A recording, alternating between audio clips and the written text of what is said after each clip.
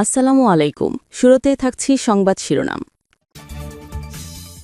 গাজায় 2 লাখ টন বিস্ফোরক ফেলেছে ইসরায়েল, নিহত নিখোঁজ ৭৬,০০০-এর বেশি। এদিকে নোবেল পেলেন 3 বিজ্ঞানী। এবং সর্বশেষে থাকছে ইসরায়েলে ড্রোন হামলা চালালো ইয়েমেন, বাজল সাইরেন। শুনছিলেন সংবাদ শিরোনাম, এখন বিস্তারিত। তার আগে আমাদের চ্যানেলটি সাবস্ক্রাইব করে রাখুন যাতে সবার আগে আপডেট খবর আপনার কাছে পৌঁছে যায়। সংবাদটি আপনি কোথা থেকে শুনছেন জানিয়ে দিন কমেন্টে। চলুন কথা না বাড়িয়ে বিস্তারিত জেনে নেই। গাজায় 2 লাখ টন বিস্ফোরক ফেলেছে ইসরায়েল, নিহত নিখোঁজ ৭৬,০০০-এর বেশি। গাজায় ইসরায়েলি আগ্রাসনের 2 বছর পূর্ণ হবে আগামীকাল 7 অক্টোবর।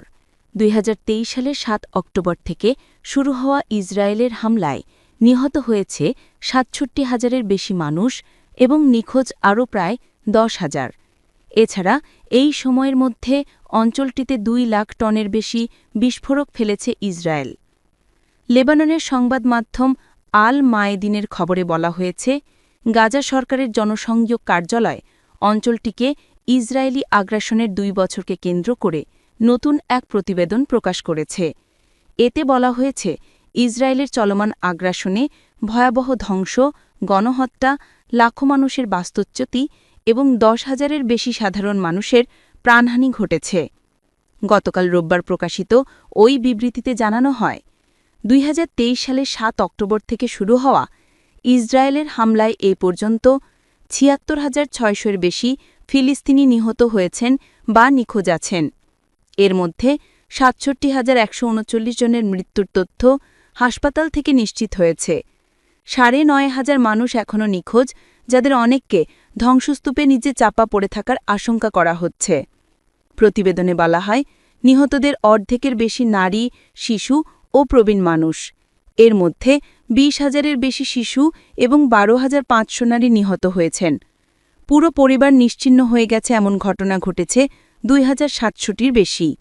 আরও ৬,০০০ পরিবারের মধ্যে কেবল একজন সদস্য জীবিত আছেন। গণমাধ্যম কার্যালয়ের ভাষ্যমতে, ইসরায়েলি বিমান হামলা এবং স্থল অভিযানে গাজার অবকাঠামো ৯০% ধ্বংস হয়ে গেছে। গোটা এলাকা এখন মানবিক বিপর্যয়ে পতিত। গাজার ৮০%-এর বেশি জমি দখল করে নিয়েছে ইসরায়েলি বাহিনী। 2 বছরের মধ্যে 2 লাখেরও বেশি মানুষ জোরপূর্বক বাস্তুচ্যুত হয়েছেন, অনেকেই একাধিকবার জায়গা বদল করতে বাধ্য হয়েছেন। বিবৃতিতে আরও বলা হয়, ইসরায়েল গাজায় ক্ষুধা এবং জাতিতত্ত্ব নিধনের নীতি চালাচ্ছে। 2 বছরে গাজায় 2 লাখ টনের বেশি বোমা এবং বিস্ফোরক নিক্ষেপ করা হয়েছে। মানবিক সহায়তার জন্য নির্ধারিত নিরাপদ এলাকা আল মাওয়াসিত ১৩০ বারে বোমা হামলা করা হয়েছে। প্রতিবেদনে বলা হয়, ইসরায়েলি হামলায় ৩৮টি হাসপাতাল ও ৯৬টি ক্লিনিক ধ্বংস হয়েছে বা অচল হয়ে গেছে। ১৯৭টি অ্যাম্বুলেন্স টার্গেট করা হয়েছে। নিহত হয়েছেন ১,৬০০-এর বেশি চিকিৎসক ও স্বাস্থ্যকর্মী। নিহত হয়েছেন ২৫৪ জন সাংবাদিক, ১৪০ জন সিভিল ডিফেন্স সদস্য এবং ৫৪০ জন মানবিক সহায়তা কর্মী। এছাড়া ১,৬৯,০০০ মানুষ আহত হয়েছেন। হাসপাতালগুলোতে চিকিৎসা দেবার সক্ষমতা নেই। বিদেশে চিকিৎসার অনুমোদন পাওয়া ২২,০০০ রোগী এখনও গাজার ভেতরেই আটকা পড়ে আছে। এছাড়া ৬,৫০,০০০ শিশু মারাত্মক খাদ্য সংকটে ভুগছে।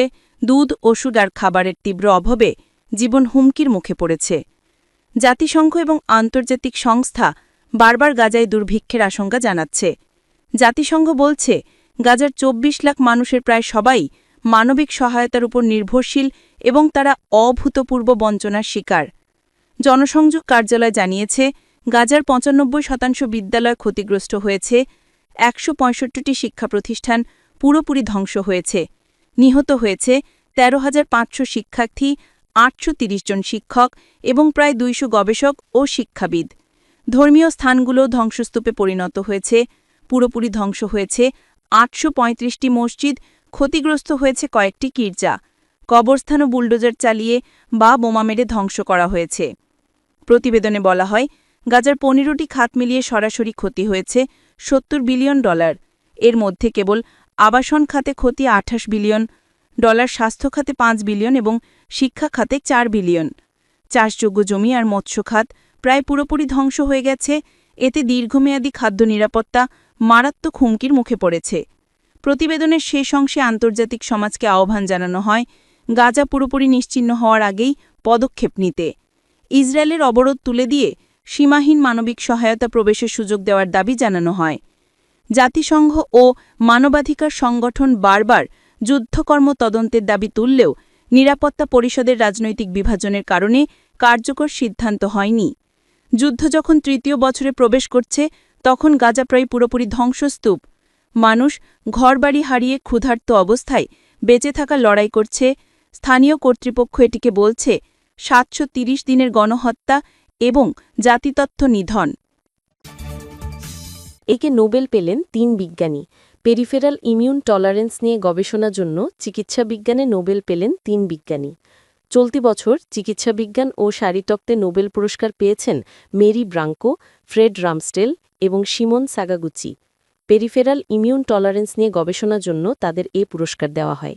এটি রোগ প্রতিরোধ বা ইমিউন সিস্টেমের একটি প্রক্রিয়া, যার মাধ্যমে শরীরের নিজস্ব উপাদান, সেলফ অ্যান্টিজেন এবং ক্ষতিকারক নয় এমন বহিরাগত উপাদান, যেমন কিছু খাদ্য উপাদান, উপকারী অন্ত্রের ব্যাকটেরিয়ার বিরুদ্ধে অনাকাঙ্ক্ষিত বা অতিরিক্ত প্রতিরোধমূলক প্রতিক্রিয়া, ইমিউন রেসপন্স সৃষ্টি হওয়া রোধ করা হয়।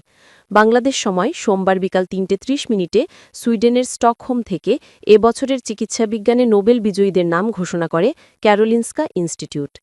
নোবেলজয়ী এই বিজ্ঞানীরা পাবেন একটি মেডেল, একটি সনদপত্র এবং মোট ১১ মিলিয়ন বা ১,১০,০০,০০০ সুইডিশ ক্রোনা। যেসব বিভাগে একাধিক নোবেলজয়ী থাকবেন, তাদের মধ্যে এই ১,১০,০০,০০০ সুইডিশ ক্রোনা ভাগ হয়ে যাবে। বর্তমান বাজারে এর মান প্রায় ১২ লাখ মার্কিন ডলার, বাংলাদেশি মুদ্রায় প্রায় ১৪,৬১,০০,০০০ টাকা।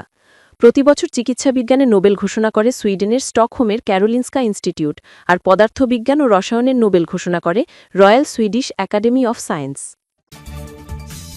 সর্বশেষে থাকছে ইসরায়েলে ড্রোন হামলা চালাল ইয়েমেন, বাজল সাইরেন। ইসরায়েলকে লক্ষ্য করে ড্রোন নিক্ষেপ করেছে ইয়েমেনি বাহিনী। যদিও ড্রোনটি দক্ষিণাঞ্চলীয় এলাত এলাকায় ভূপাতিত করেছে ইসরায়েলি বিমানবাহিনী, তবে ড্রোনের ধ্বংসাবশেষ পতনের আশঙ্কায় এলাকাটিতে বিমান হামলার সাইরেন বাজানো হয়। রবিবার ৫ অক্টোবর এক বিবৃতিতে ইসরায়েলি সেনাবাহিনী জানিয়েছে, তাদের বিমানবাহিনী ইয়েমেন থেকে নিক্ষিপ্ত একটি মানববিহীন উড়োজাহাজ ইউএভি দক্ষিণাঞ্চলীয় এলাত এলাকায় ভূপাতিত করেছে। বিবৃতিতে আরও বলা হয়, ড্রোনের ধ্বংসাবশেষ পতনের আশঙ্কায় বিমান হামলার সাইরেন বাজানো হয়। এদিকে কাতার ভিত্তিক সংবাদমাধ্যম আল জাজিরার প্রতিবেদনে বলা হয়েছে, দখলদার ইহুদিবাদী সরকার আরও একটি ক্ষেপণাস্ত্র ভূপাতিতের খবরও জানিয়েছে।